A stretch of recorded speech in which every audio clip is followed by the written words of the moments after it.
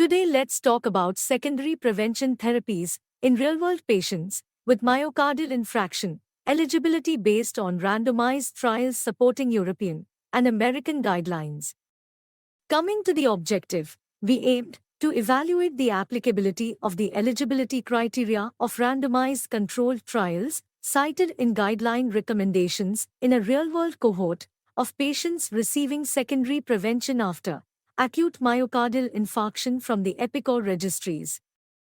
Coming to the methods. Recommendations provided by American and European guidelines for acute myocardial infarction were classified into general, applying to all patients, and specific, applying to patients with left ventricular dysfunction or heart failure. Randomized controlled trials cited in these recommendations were selected, and their entry criteria were applied to our international cohort of 18,117 patients. Coming to the results.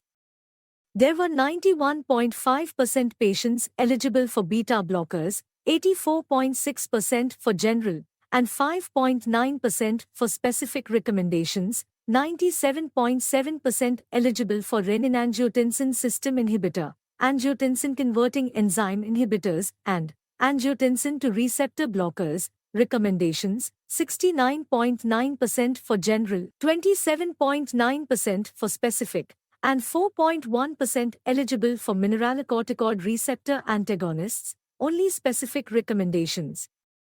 The percentages of patients with eligibility criteria who were discharged with a prescription of the recommended therapies were 80% to 85% for beta blockers, 70% to 75% for angiotensin-converting enzyme inhibitors and angiotensin to receptor blockers, and 29% for mineralocorticoid receptor antagonists. There were large regional variations in the percentage of eligible patients and in those receiving the medications, for example, 95% in Northern Europe and 57% in Southeast Asia for beta blockers. To conclude, most real-world acute myocardial infarction patients are eligible for secondary prevention therapy in both general and specific guideline recommendations, and the percentage of those on beta blockers and angiotensin-converting enzyme inhibitors and angiotensin to receptor blockers at hospital discharge is high. There are large regional variations in the proportion of patients receiving recommended therapies. Local targeted interventions are needed for quality improvement.